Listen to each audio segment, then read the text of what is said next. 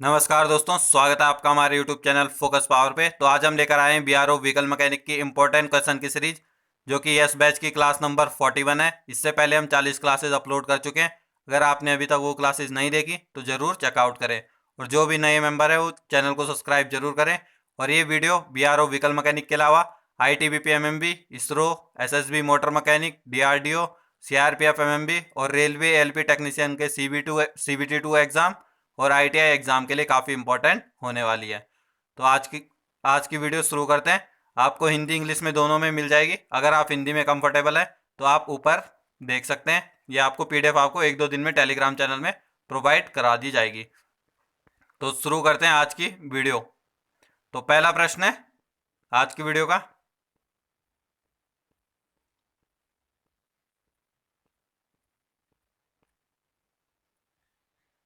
First question है, the basic automobile structure consist of the suspension system, axles, wheels and steering होगा, breaks होगा, frame होगा या फिर लाइट्स होगा। तो आंसर आप देख पा रहे होंगे, राइट आंसर हो जाएगा ऑप्शन नंबर सी। तो क्या कह रहा है, आपको हिंदी में भी एक्सप्लेन कर देता हूँ। तो जो बेसिक ऑटोमोबाइल का स्ट्रक्चर होता है, संरचना होती है ऑटोमोबाइल की, उसमें क्या क्या चीज होता है। तो क्या होता है, सस्पेंशन सिस्टम होता है, एक्सल होता है, व्हील्स होते हैं और इसके अलावा क्या, फ्रेम होता है। तो ऑप्शन नंबर सी इसका राइट आंसर हो जाएगा। नेक्स्ट क्वेश्चन है, compare to framed construction the frameless construction of automobile is economical. तो क्या बोल रहा है, अगर जो फ्रेम कंस्ट्रक्शन है उसको कंपेयर करेंगे किससे, फ्रेमलेस कंस्ट्रक्शन से, तो उसमें क्या जो ऑटोमोबाइल की इकोनॉमिकल है, तो वो क्या जो कॉस्ट होती है वो क्या होगी।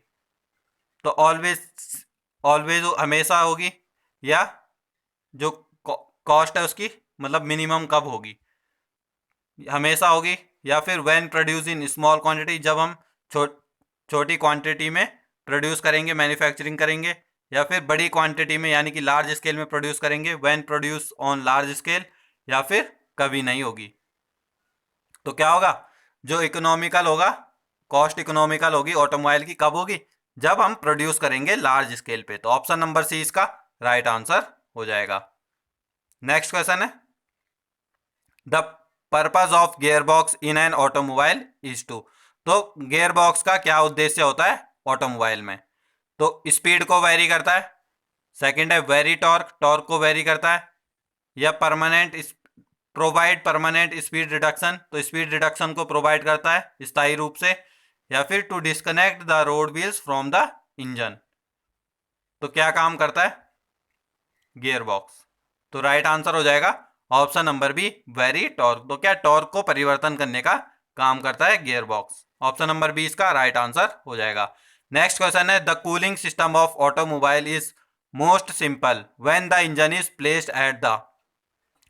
तो जो कूलिंग सिस्टम है ऑटोमोबाइल का सबसे सिंपल कब होता है, जब इंजन में कहाँ पे कूलिंग सिस्टम लगाया जाता है। तो किस जगह पे कूलिंग सिस्टम फिट करने से सबसे सिंपल होता है कूलिंग सिस्टम। तो फ्रंट में लगाने पे होता है, सेंटर यानी केंद्र में लगाने में होता है, या रियर लेफ्ट साइड में लगाने पे होता है, या रियर राइट साइड में लगाने पे होता है। तो अगर आपको आंसर पता है तो आप कमेंट कर सकते हैं। तो राइट आंसर हो जाएगा इसका ऑप्शन नंबर ए, फ्रंट। तो आपने देखा होगा मोस्टली जो भी गाड़ी देखी होगी आपने, उसका जो रेडिएटर होता है वो क्या फ्रंट में ही होता है। तो क्या जो कूलिंग सिस्टम का पार्ट है वो व्हीकल के फ्रंट साइड में ही होती है, जिससे कि उसकी कंस्ट्रक्शन भी सिंपल होती है और उसकी एफिशिएंसी भी बढ़ जाती है कूल कूल करने की, कूलेंट को ठंडा करने की। तो इसीलिए क्या राइट आंसर हो जाएगा option number A, front. Next question है, the number of points at which the engine clutch gear box unit is supported on the chassis frame is. तो जो नंबर ऑफ पॉइंट है इंजन, क्लच और gear box unit, तो जो engine clutch gear box unit को support करने के लिए कितने पॉइंट होते हैं चेसिस फ्रेम में। तो कितने चेसिस फ्रेम के पॉइंट से सपोर्ट मिलता है इंजन को, क्लच को और गियर बॉक्स को। तो ऑप्शन है 1 पॉइंट से, 2 पॉइंट से, 3 पॉइंट से, या फिर 4 पॉइंट से। तो राइट आंसर हो जाएगा इसका ऑप्शन नंबर सी, 3 पॉइंट से क्या क्लच, इंजन और गियर बॉक्स को सपोर्ट मिलती है चेसिस फ्रेम में। तो ऑप्शन नंबर सी इसका राइट आंसर हो जाएगा। नेक्स्ट क्वेश्चन है, 4x2 drive chassis vehicle consist of dash wheels out of which dash wheels are the driving wheels. तो काफी इंपॉर्टेंट क्वेश्चन है, इसमें काफी बार गलत करके आ जाते हैं आंसर। तो आपको पहले एक्सप्लेन कर देता हूँ हिंदी में भी एक बार। तो 4x4 ड्राइविंग चेचिस व्हीकल है, 4x2 सॉरी 4x2 व्हीकल है। उसमें आपको ये बताना है कि कितने उसमें consist of dash wheel out of विच, यानी कि टोटल कितने व्हील्स होते हैं उसमें 4x2 में, और कितने व्हील्स में पावर होती है ये आपको बताना है। तो स्टार्टिंग का जो डैश है इसमें क्या टोटल व्हील्स होंगे, और लास्ट वाले में कितने व्हील ड्राइविंग व्हील होते हैं वो आपको फील करना है। तो उसके अकॉर्डिंग आपको ऑप्शन देखना है। तो ऑप्शन है 4x2 होगा, या 2x4 होगा, या 4x4 होगा, या नन होगा। तो क्या आएगा राइट आंसर होगा इसका 4x2, यानी कि पहले वाले कॉलम पे 4 आएगा, सेकंड वाले में 2 आएगा, क्योंकि टोटल 4x2 में क्या है टोटल व्हील्स की संख्या कितनी है 4 है, और ड्राइविंग एक्सल कितने 2 है। तो इसीलिए क्या 4 और 2 वाला राइट आंसर हो जाएगा ऑप्शन नंबर ए। नेक्स्ट है weight of the vehicle produce in the side member of the frame. तो जो व्हीकल का वेट प्रोड्यूस होता है वो व्हीकल के फ्रेम के साइड मेंबर में क्या होता है। तो वर्टिकल बेंडिंग में होता है, या हॉरिजॉन्टल बेंडिंग में होता है, या टॉर्सन में होता है, या फिर ऑल ऑफ दिस इन सभी से होता है। तो ऊर्ध्वाधर बेंडिंग में होता है, या क्षैतिज बेंडिंग में होता है, या टॉर्सन में होता है, या ये सभी। तो क्या होगा राइट आंसर होगा option number B horizontal bending में होगा। तो ऑप्शन नंबर बी इसका राइट आंसर हो जाएगा। नेक्स्ट है द फ्रेम में get distorted to a parallelogram shape due to. तो weight of vehicle, weight of passenger, cornering force, या फिर wheel impact with road obstacle. तो जो फ्रेम होता है फ्रेम में जो डिस्टॉर्शन आ जाता है शेप में, यानी कि फ्रेम का जो ढांचा होता है वो बिगड़ जाता है, तो उसमें जो डिस्टॉर्शन आता है तो वो किस वजह से आता है। तो व्हीकल के वेट की वजह से आता है, पैसेंजर के वेट की वजह से आता है, या कॉर्नरिंग फोर्स की वजह से आता है, या फिर जो wheel impact with road obstacle, यानी कि जो उबड़ खाबड़ रोड है उसके कारण जो व्हील पे इंपैक्ट होता है उसके कारण चेसिस फ्रेम में डिस्टॉर्टेड आता है। तो क्या होगा राइट आंसर हो जाएगा इसका ऑप्शन नंबर डी। तो wheel impact with road obstacle, तो जो रोड होती उबड़ खाबड़ रोड होती है उसके कारण क्या जो व्हील पे इंपैक्ट पड़ता है उसके कारण फ्रेम क्या डिस्टॉर्टेड हो जाता है। नेक्स्ट है what is fitted at the front of the vehicles by means by spring assembly. तो क्या होगा जो फ्रंट में क्या फिट किया जाता है व्हीकल्स में जो स्प्रिंग असेंबली से बिलोंग करता है। तो गियर बॉक्स करता है, इंजन करता है, रियर एक्सल करता है, या फिर फ्रंट एक्सल करता है। तो कौन सा बिलोंग करता है स्प्रिंग असेंबली से, तो आपको पता ही है फ्रंट एक्सल करेगा, और फ्रंट में है तो इसीलिए फ्रंट एक्सल इसका राइट आंसर हो जाएगा। ऑप्शन नंबर डी इसका राइट आंसर हो जाएगा। नेक्स्ट है lateral bending of the frame side member may be caused on account of. तो जो लेटरल बेंडिंग है फ्रेम साइड मेंबर में वो किस चीज को दर्शाती है। तो वेट ऑफ पैसेंजर को, पैसेंजर के वजन से, या साइड विंड को, या इंजन टॉर्क को, या फिर ब्रेकिंग टॉर्क को। तो फ्रेम साइड मेंबर किसको दर्शाएगी साइड विंड को दर्शाएगी। ऑप्शन नंबर बी इसका राइट आंसर हो जाएगा। नेक्स्ट है the major assembly of motor vehicle is. तो मोटर व्हीकल है उसका जो मेजर मतलब ज्यादातर जो पार्ट है वो किस चीज का मेजर असेंबली क्या है वो क्या होती है। चेचिस होती है, बॉडी होती है, बोथ होता है, या नन ऑफ दिस इनमें से कोई नहीं होता है। तो मेजर असेंबली मतलब ज्यादातर क्या जो हिस्सा है वो मोटर व्हीकल का क्या होता है। तो राइट आंसर हो जाएगा ऑप्शन नंबर सी चेचिस और फ्रेम दोनों होता है। नेक्स्ट है the most effective section against bending is. तो इनमें से कौन सा एक मोस्ट इफेक्टिव हिस्सा है बेंडिंग के लिए। तो ऑप्शन है रेक्टेंगुलर बार है, राउंड बार है, राउंड होलो ट्यूब है, या फिर स्क्वायर होलो सेक्शन है। तो क्या राइट आंसर भी इसका ऑप्शन नंबर डी है square hollow section right answer हो जाएगा। नेक्स्ट क्वेश्चन है a clutch is usually designated to transmit maximum torque which is. तो जो क्लच होता है वो कितने मैक्सिमम टॉर्क को ट्रांसमिट करने के लिए बना होता है या डिजाइन किया होता है। तो काफी इंपॉर्टेंट क्वेश्चन है, प्रीवियस ईयर में भी एग्जाम में आ चुका है ये क्वेश्चन। तो जो क्लच होता है उसका जो डिजाइन होता है, क्लच का डिजाइन, वो कितनी मैक्सिमम पावर को ट्रांसमिट करने के लिए बना है। तो आपको एक्सप्लेन कर दिया हिंदी में भी। ऑप्शंस देखते हैं। Equal to the maximum engine torque, यानी कि इंजन का टॉर्क जो मैक्सिमम इंजन टॉर्क है उसके समान ट्रांसमिट करता है। नेक्स्ट है 80% of the maximum engine torque, तो जो इंजन का मैक्सिमम टॉर्क है उससे 80% ट्रांसमिट करता है।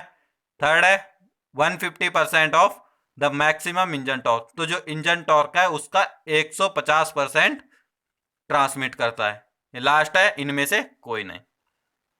तो क्लच की जो डिजाइनिंग होती है यूजुअली क्या ट्रांसमिट करने के लिए होती है, 150% ऑफ मैक्सिमम इंजन टॉर्क।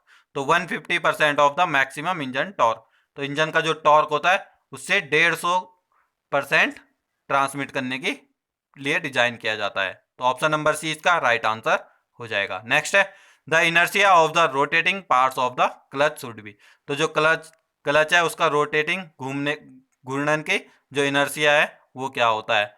तो मिनिमम होता है, मैक्सिमम होता है, जीरो होता है या नन ऑफ द अबव। तो राइट आंसर है मिनिमम।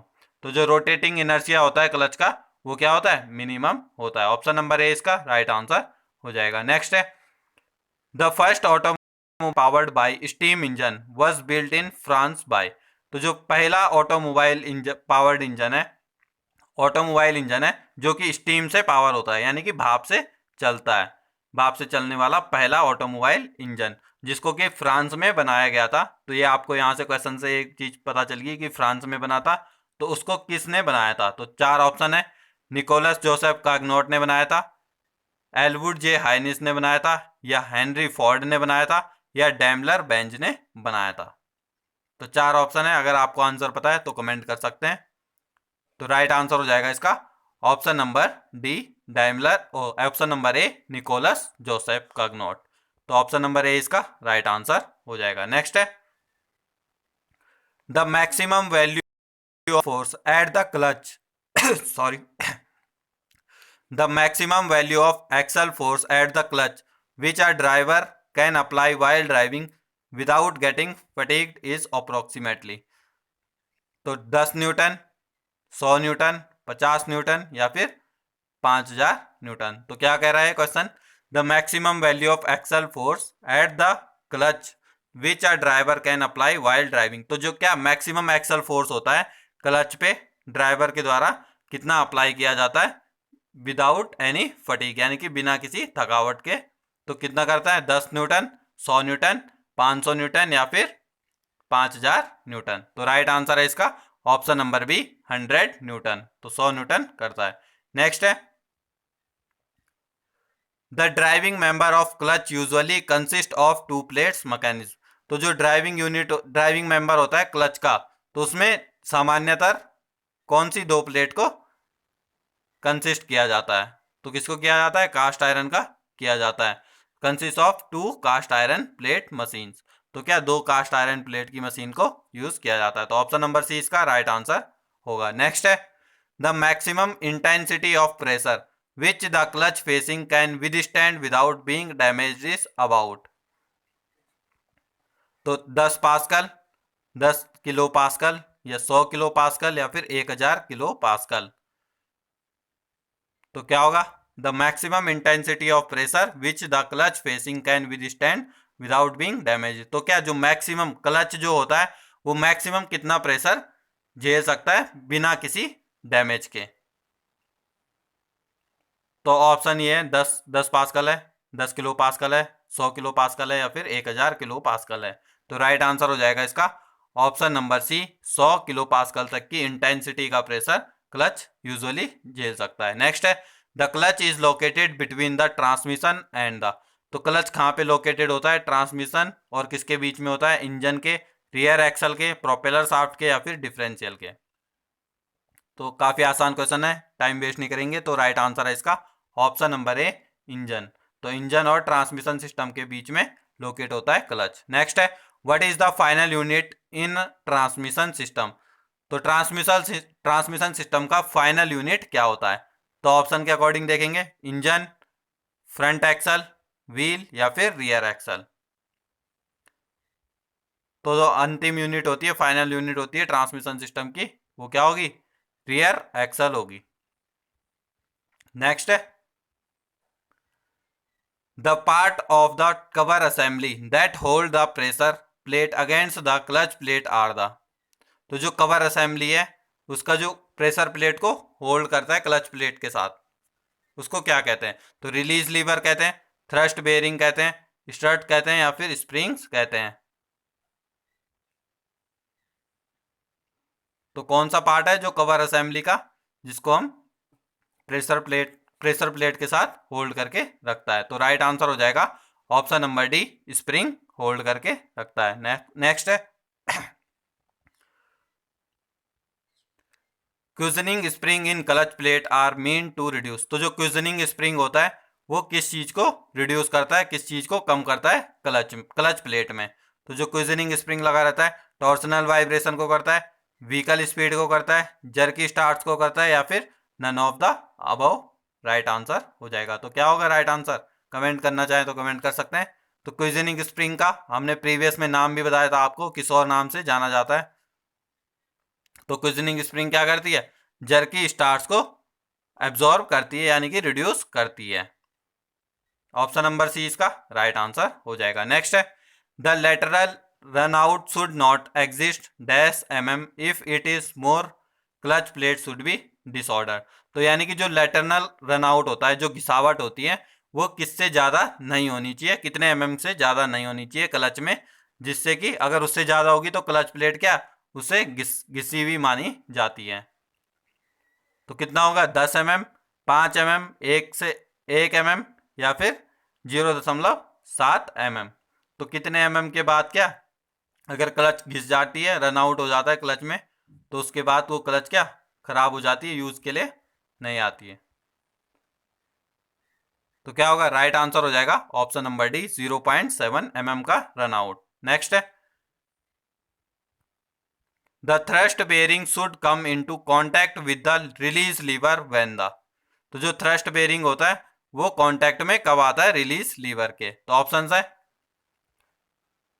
व्हीकल इज स्टेशनरी, जब व्हीकल स्थायी अवस्था में रहता है, vehicle is running very fast, जब गाड़ी बहुत तेज चल रही होती है, या vehicle is driven very slow, जब गाड़ी बहुत स्लो चल रही होती है, या जब क्लच पेडल इज प्रेस, जब क्लच पेडल को दबाया जाता है। तो क्या है जो थ्रस्ट बेयरिंग है वो कब आता है कांटेक्ट में रिलीज लीवर के? जब क्या क्लच पेडल को प्रेस्ड किया जाता है। तो ऑप्शन नंबर डी इसका राइट आंसर हो जाएगा। तो आपको पता ही होगा जो रिलीज बेयरिंग होता है वो कहाँ लगता है? क्लच असेंबली में लगता है, और किसके जो प्रेशर प्लेट होती है उसमें उसको प्रेस करता है बेयरिंग के थ्रू। तो ऑप्शन नंबर डी इसका राइट आंसर हो जाएगा। नेक्स्ट है in the year 1885 the real automobile was build by which of the following man. तो 1885 में कौन सा एक ऑटोमोबाइल को किसने बनाया था? तो निकोलस जोसेफ कैगनोट ने, डाइमलर बेंज ने, हेनरी फोर्ड ने या एल्वुड जे हाइनिस ने। तो किसने एक प्रॉपर जो रियल ऑटोमोबाइल होता है उसको बनाया था 1885 में? तो राइट आंसर है option number B, Daimler Benz ने। नेक्स्ट है और स्टीम इंजन का कौन सा था? Nicolas Joseph. कहाँ से थे संबंधित इनका? फ्रांस से संबंधित था। नेक्स्ट है in a clutch wheel coil spring the wear of the clutch lacing will cause the load to. तो जो क्लच में कॉइल स्प्रिंग होती है वो क्या वियर क्लच की लेसिंग और वियर को क्या करता है? इंक्रीज करता है, डिक्रीज करता है, रिमेन कांस्टेंट यानी समान रखता है, या बिकम इन्फिनाइट। तो राइट आंसर हो जाएगा इसका ऑप्शन नंबर बी, डिक्रीज करता है। नेक्स्ट है clutch facing are usually attached to the plate by. तो जो क्लच की फेसिंग आर्क होती है वो किसके प्लेट में किसके साथ जुड़ी होती हैं? तो स्टील रिविट के साथ, ब्रेस रिविट के साथ, एल्यूमिनियम स्क्रू के साथ या फिर स्टील स्क्रू के साथ। तो प्रीवियस वीडियो में भी ये क्वेश्चन हम डिस्कस कर चुके हैं और काफ़ी बार ये एग्जाम में भी आ चुका है। तो राइट आंसर है इसका option number B, brass rivet से क्या जो क्लच की फेसिंग है उसको प्लेट के साथ अटैच्ड किया जाता है यानी कि फिट किया जाता है। नेक्स्ट है the cause of the fault slippage of clutches. तो जो क्लच का स्लिप होने का कारण क्या है, क्या फॉल्ट है जिसके कारण क्लच स्लिप हो रहा है? ऑप्शन है वर्न आउट और ब्रोकन क्लच फेसिंग। तो क्लच की जो फेसिंग है वो घिस चुकी है या टूट चुकी है।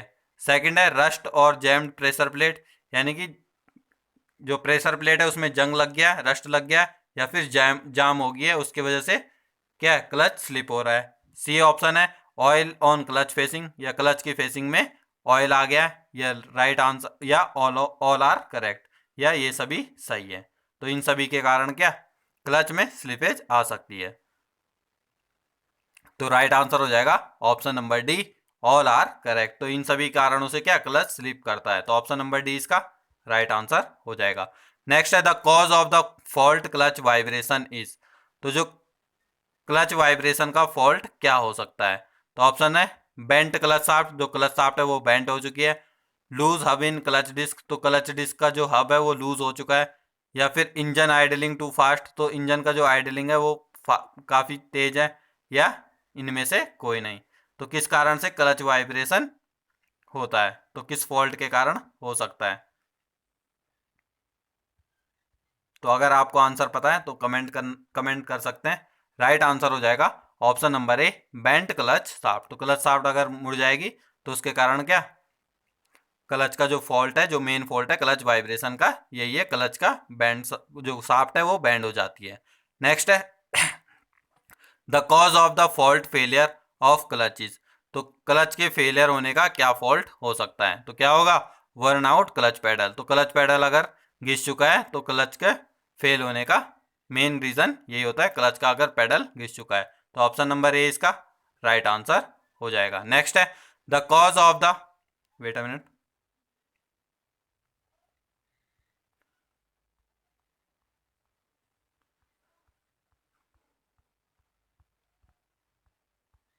अगला प्रश्न है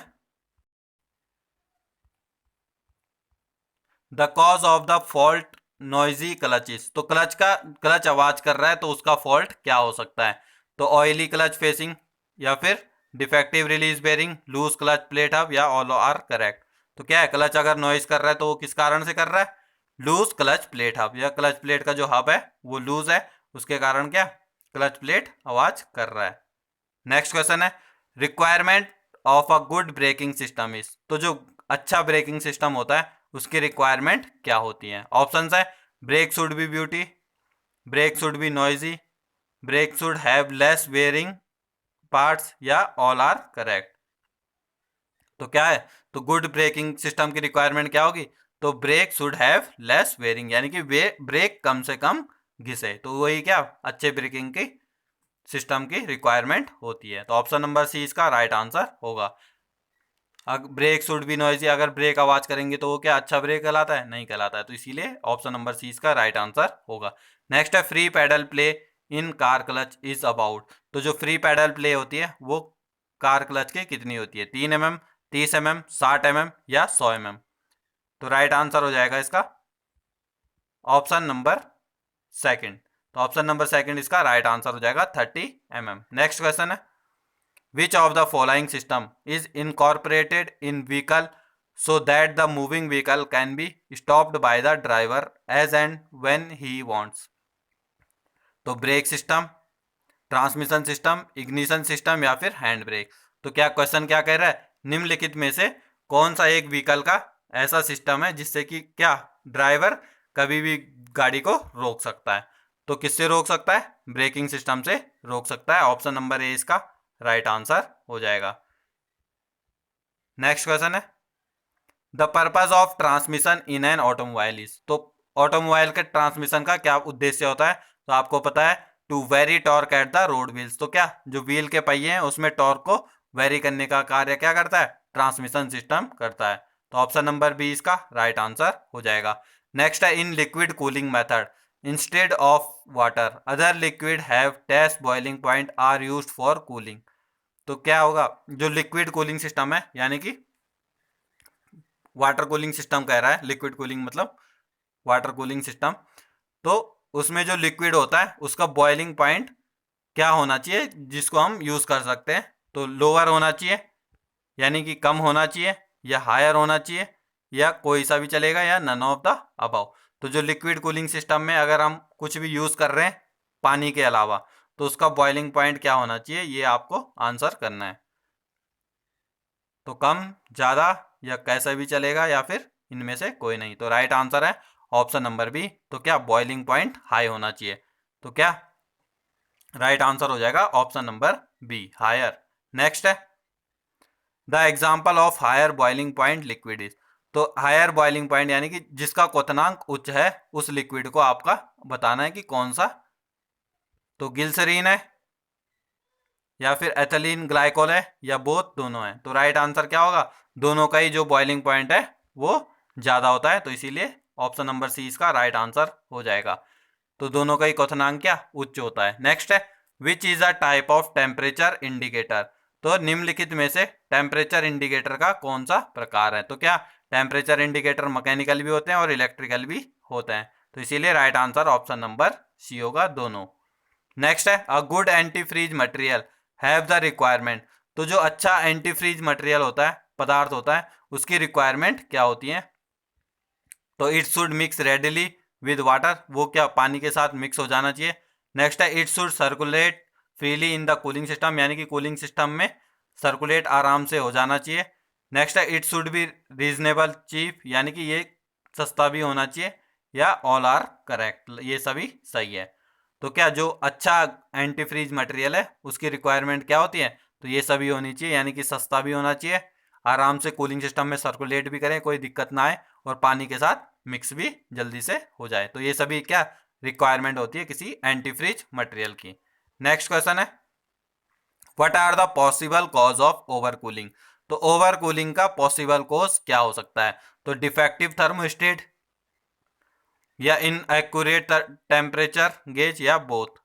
तो क्या होगा, बोथ होगा, क्योंकि अगर थर्मोस्टेट डिफेक्टिव है, खराब है, यानी कि खुला ही है, थर्मोस्टेट बंद बंद पोजीशन में नहीं आ रखा है, खुले में ही खराब हो गया है। तो ओपन पोजीशन में अगर थर्मोस्टेट खराब हो जाता है, या फिर टेम्परेचर गेज इनएक्यूरेट है, तो उससे क्या हो सकता है, जो ओवर कूलिंग की दिक्कत आ सकती है इंजन में। तो इसीलिए क्या ऑप्शन नंबर सी इसका राइट आंसर हो जाएगा, दोनों।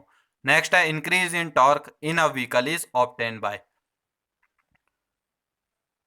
तो decrease speed, decrease power, decreasing petrol consumption, या ऑल ऑफ द अबव। तो अगर increase in torque in a vehicle obtain, तो अगर टॉर्क इंक्रीज होगा गाड़ी में तो क्या होगा, अगर टॉर्क इंक्रीज होगा तो क्या स्पीड डिक्रीज हो जाएगी, पावर डिक्रीज हो जाएगी, यानी कि पावर कम हो जाएगी, या पेट्रोल का कंजम्पशन कम हो जाएगा, या ऑल ऑफ द अबव। तो क्या है, अगर टॉर्क को इंक्रीज करेंगे तो व्हीकल में क्या होगा, स्पीड डिक्रीज हो जाएगी। तो ये आपको भी पता है कि फर्स्ट गियर में क्या स्पीड कम होती है, टॉर्क ज़्यादा होती है, और टॉप गियर जो पांचवा छठा जो भी गाड़ी का टॉप गियर होता है उसमें क्या स्पीड ज़्यादा होती है और टॉर्क कम होता है। तो ये आपको टॉर्क के उसमें अगर जहाँ पे इंक्रीज लिखा तो उसका आंसर डिक्रीज होगा, और डिक्रीज पूछा गया है तो इंक्रीज होगा। तो ये इसका ऑप्शन नंबर ए इसका राइट आंसर होगा। नेक्स्ट है two advantage of using helical gear rather than spur gear in a transmission. तो क्या दो एडवांटेज आपको बताने कि जिससे कि हेलिकल गियर का ज़्यादातर यूज़ किया जाता है ट्रांसमिशन सिस्टम में स्पर गियर की तुलना में। तो क्या है, high strength and low cost है, यानी कठोर है और क्या सस्ते भी हैं। नेक्स्ट है high strength and less end thrust, या low noise level and high strength है, या low noise level and economic है। तो हेलिकल गियर के इसलिए होते हैं ताकि उसमें क्या आवाज़ और स्ट्रेंथ क्या दोनों ज़्यादा होती है, यानी कि आवाज़ कम होती है और स्ट्रेंथ ज़्यादा होती है हेलिकल गियर की। तो इसीलिए हेलिकल गियर को ज़्यादा प्रयोग किया जाता है ट्रांसमिशन सिस्टम में। तो ऑप्शन नंबर सी इसका राइट आंसर होगा। तो मेन जो एडवांटेज है हेलिकल गियर का वो है आवाज़ कम आती है हेलिकल गियर में, और स्ट्रेंथ भी ज़्यादा है स्पर गियर की तुलना में, तो इसीलिए इसको ट्रांसमिशन में यूज़ किया जाता है। नेक्स्ट है, तो यही थी आज की क्वेश्चन। आई होप आपको वीडियो अच्छी लगी होगी। वीडियो अच्छी लगी तो वीडियो को लाइक करें, शेयर करें, चैनल को सब्सक्राइब करें। अगर आप हिंदी में कंफर्टेबल है तो आपको पीडीएफ 1-2 दिन में टेलीग्राम में अपडेट कर दी जाएगी, वहाँ से आप चेकआउट कर सकते हैं क्वेश्चन को। और अगर आपने अब टेलीग्राम चैनल ज्वाइन नहीं किया है तो @फोकस पावर यूट्यूब सर्च करेंगे टेलीग्राम पे, तो यहाँ पे आपको पीडीएफ भी यहाँ यहीं इसी ग्रुप में आपको प्रोवाइड होगी। और क्विज़ के लिए आप ये ग्रुप ज्वाइन कर सकते हैं @VRO व्हीकल मैकेनिक। इसमें आप कोई सा भी अगर आपकी क्वेरी है डिस्कस कर सकते हैं। और क्विज़ के लिए रात को 9 बजे यहाँ पे डेली क्विज़ होता है। तो आज के लिए इतना ही, धन्यवाद, जय हिंद।